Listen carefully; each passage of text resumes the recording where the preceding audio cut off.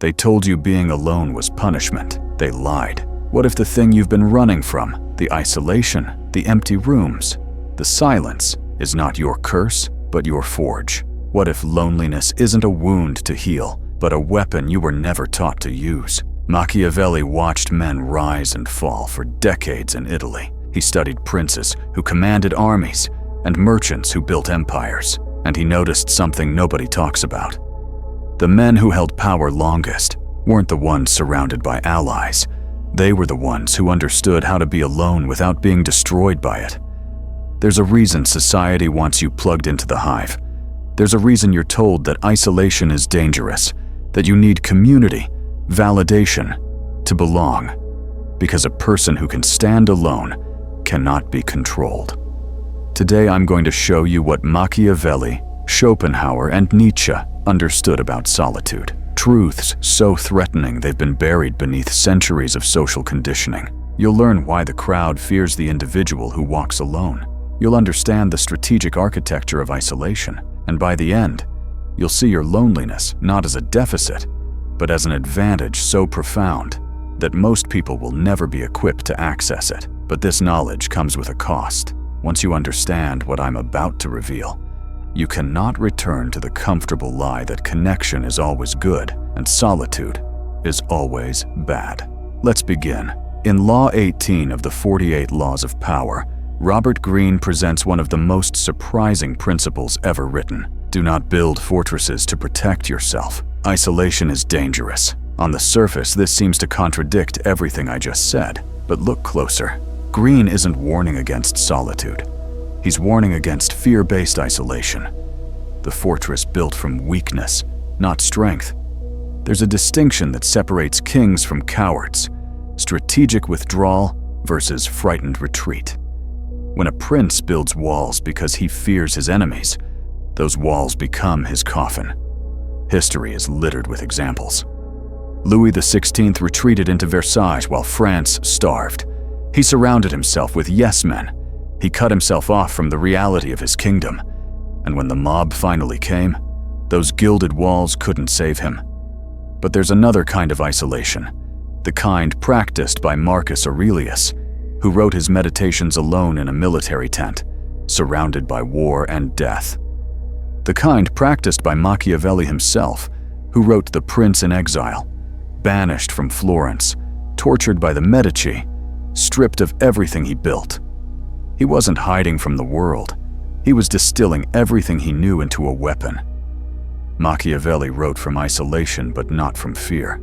He wrote from fury, from clarity, from a position where he had nothing left to lose, and therefore nothing left to cloud his vision. That's the difference. The weak man builds a fortress to escape the world. The strong man builds a laboratory to understand it. Ask yourself, which one are you building? You've been conditioned since birth to fear being alone. Think about it. Every children's story punishes the loner.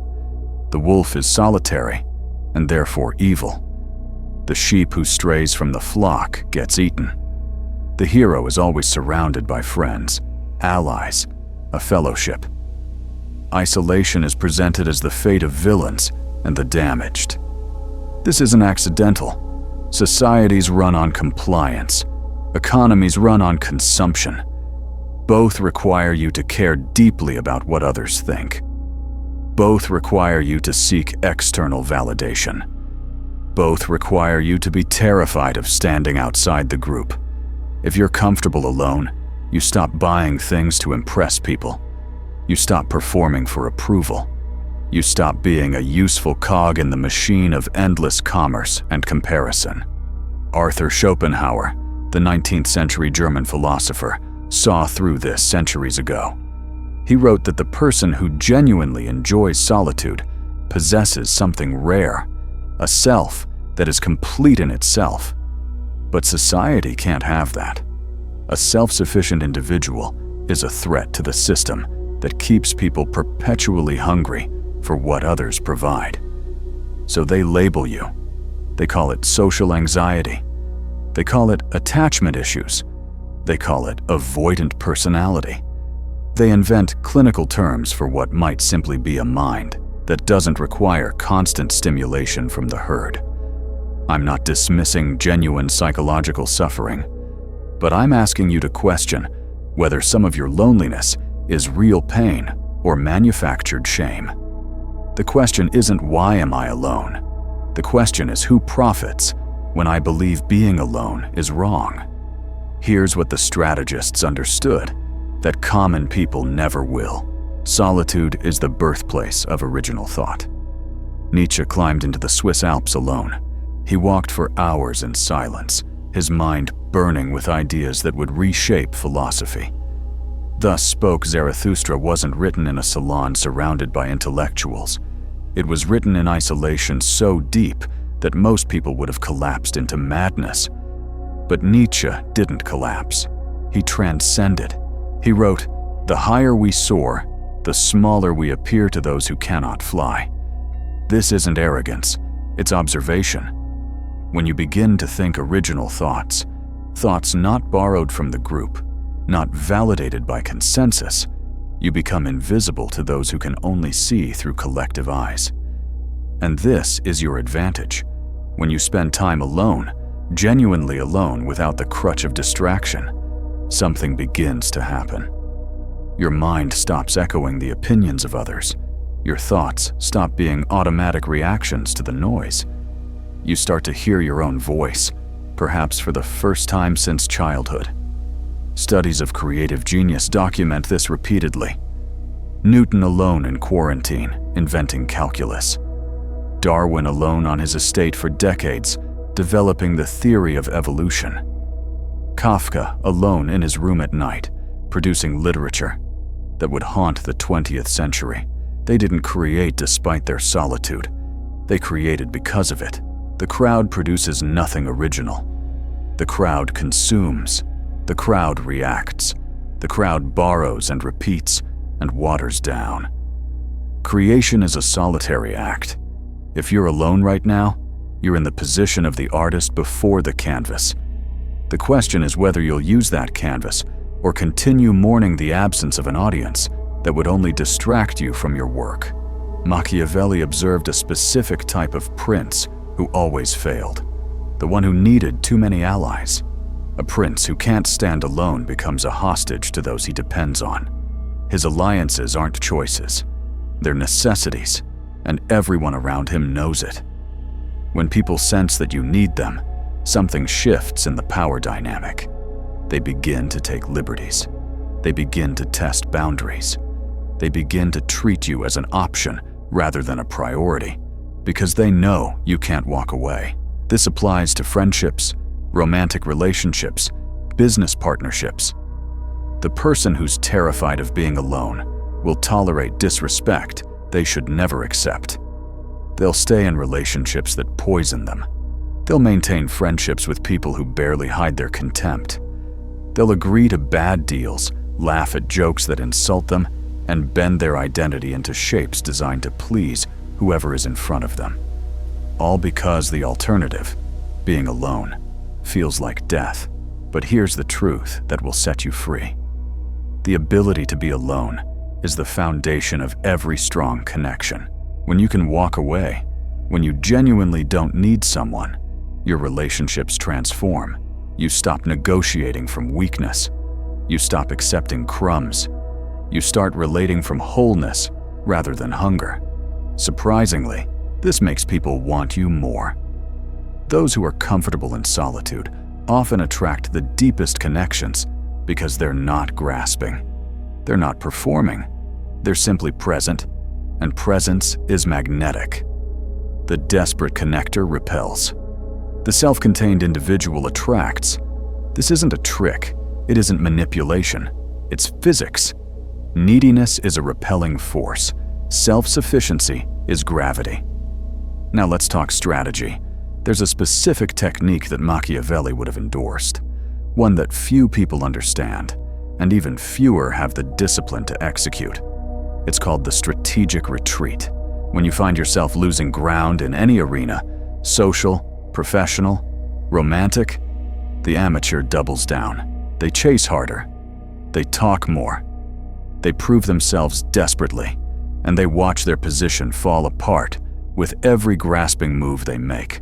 The Machiavellian does the opposite. They withdraw, not with anger, not with announcement, not with drama designed to get attention. They simply become less available, less visible, less eager. In 1512, when Machiavelli was dismissed from his position and exiled to his farm, he didn't beg for his job back. He didn't flood the Medici with desperate letters. He retreated, he worked, he wrote. And the prince that emerged from that exile would outlive every one of his political enemies. When you retreat strategically, several things happen. First, you reclaim your attention. The energy you were bleeding toward people who didn't value you now returns to you. This alone is life-changing. Second, you create space for perspective. When you're tangled up with people, you can't see them clearly. Distance provides clarity that closeness prevents. Third, you trigger something ancient in human psychology. People value what becomes scarce. When you withdraw without hostility, without explanation, you force others to face what they may have taken for granted. But this only works if your retreat is genuine. If you're secretly watching your phone hoping for their response, you're not retreating. You're performing retreat while remaining mentally trapped. The strategic retreat requires actual internal release. You must genuinely refocus your energy on your own work, your own growth, your own empire.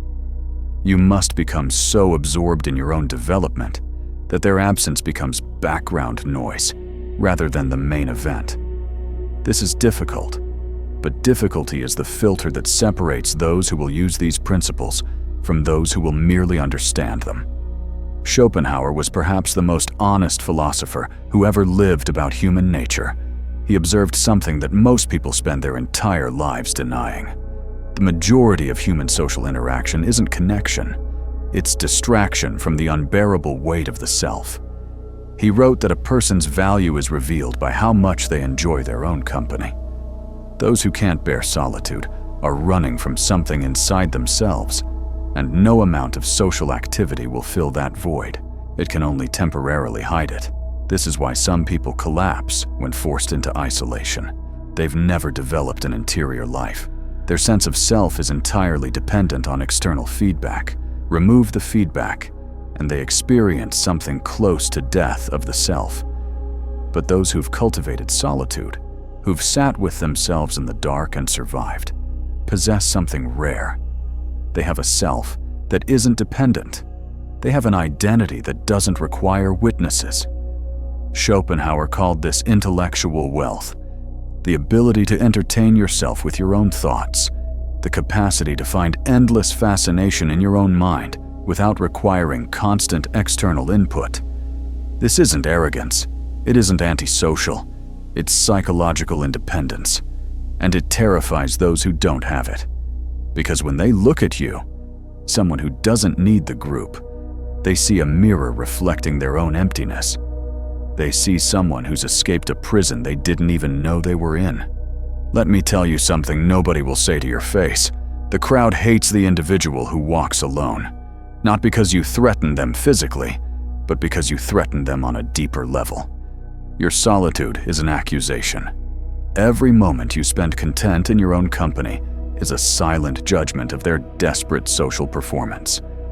Every time you choose not to attend the party, not to engage in the gossip, not to chase the approval they spend their lives chasing, you expose the possibility that they didn't have to live the way they've been living, and that's unforgivable. So they'll mock you, they'll label you, they'll call you antisocial, weird, too intense, no fun, difficult.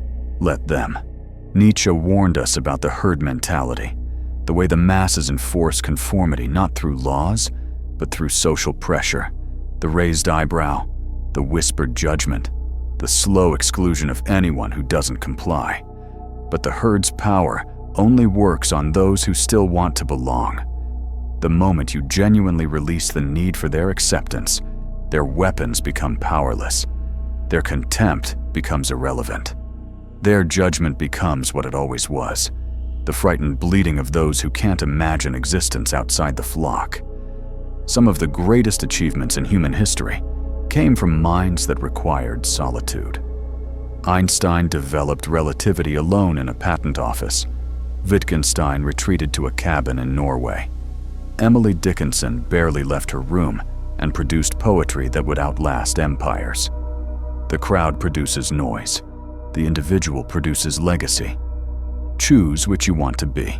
Now we arrive at the core technique, what I call the transformation. This is the process of converting the lead of loneliness into the gold of power over yourself. Most people never complete this transformation because they're too busy numbing their solitude with cheap distractions. They scroll, they swipe, they numb. They fill every silent moment with noise because they can't face what the silence contains. But you're still here, which means you might be ready. The first stage of transformation is acceptance. You must stop treating your aloneness like a disease. Stop treating it as a problem to solve or a sickness to cure. Your solitude isn't a symptom, it's raw material. Every hour you spend alone is an hour uncontaminated by the opinions, expectations, and projections of others. This is extraordinarily rare. Most people live their entire lives never experiencing a single day of genuine psychological independence. Their thoughts are borrowed, their preferences are manufactured. Their identity is a mix of influences they never examined. But you, in your isolation, have access to something they don't: an unfiltered relationship with your own mind. The second stage is excavation. In solitude, without the distraction of social performance, you begin to encounter parts of yourself you've been avoiding, fears you buried, desires you denied, shadows you pretended didn't exist. This is where most people retreat back to the noise. The excavation is painful. You find things buried inside yourself that you don't want to face. But Machiavelli understood that the leader who doesn't know his own weaknesses will be destroyed by them. Self-knowledge isn't optional. It's strategic necessity. And self-knowledge is only available to those willing to sit in the dark long enough to see what's there. The third stage is integration. You take what you discover, the fears, the wounds, the shameful desires, the unacknowledged rage, and you incorporate it into your conscious identity. You stop pretending to be only light. You accept the darkness and therefore gain power over it. Carl Jung called this shadow work, but Machiavelli was practicing it centuries before psychology gave it a name. He integrated the ruthless parts of human nature that polite society pretends don't exist. And because he accepted them, he could wield them rather than being controlled by them. The fourth stage is construction. Having cleared the debris of conditioning, having excavated and integrated your hidden self, you now have something most people never possess: a foundation. From this foundation, you can build deliberately, not according to social expectation, not according to peer pressure, not according to what will get the most approval. You build according to your own design. This is what it means to become sovereign. A sovereign isn't someone who rules others. A sovereign is someone who rules themselves. Their kingdom is internal. Their throne is psychological, and no external circumstance can truly overthrow them because their power doesn't depend on external conditions. This is what your solitude can give you if you're willing to take it. Let me show you this transformation in action through history. In 1302, Dante was exiled from Florence, banished under penalty of death if he ever returned. He lost his political position, his property, his home. He wandered Italy for the rest of his life, never seeing his city again. Most men would have been destroyed, but Dante took his exile and transformed it into something immortal. The Divine Comedy, one of the greatest literary works ever created, was written in that wandering isolation. Dante's exile wasn't his punishment, it was his liberation. Had he remained in Florence, caught up in political games and social performance, he would have died as a minor politician remembered by no one. His exile freed him from the distractions that would have consumed his genius.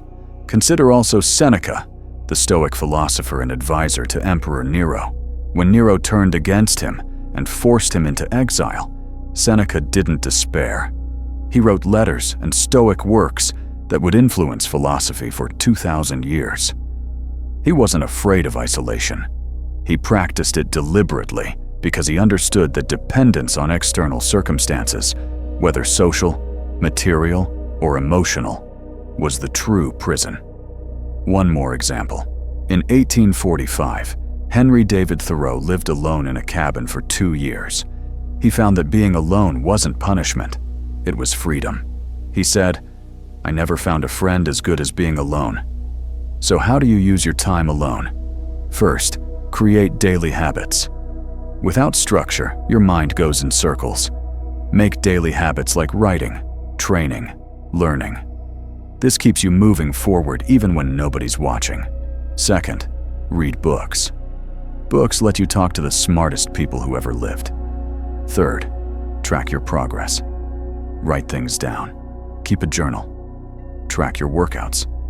Then you'll have real results to show, not excuses. Here's the truth. Some people are built to walk alone. They're not broken. They're just different. Maybe you're not lonely. Maybe you're just using your time differently.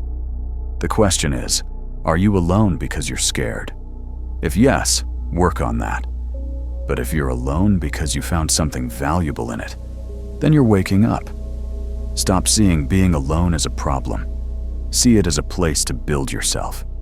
You're being prepared. Being alone burns away the fake stuff, the fake personality, the copied opinions. What's left is the real you. From that, you build something real that doesn't need approval. That's the gift in your loneliness. Take it. Next time you're alone and feel that pain, stop. Ask yourself, what if this isn't punishment but training? Silence teaches you things other people can't hear. Subscribe if you're ready to walk alone. Like if this made you see your solitude differently. Comment which philosopher spoke to you most, Machiavelli, Nietzsche, or Thoreau. Most won't engage, but you're not most people.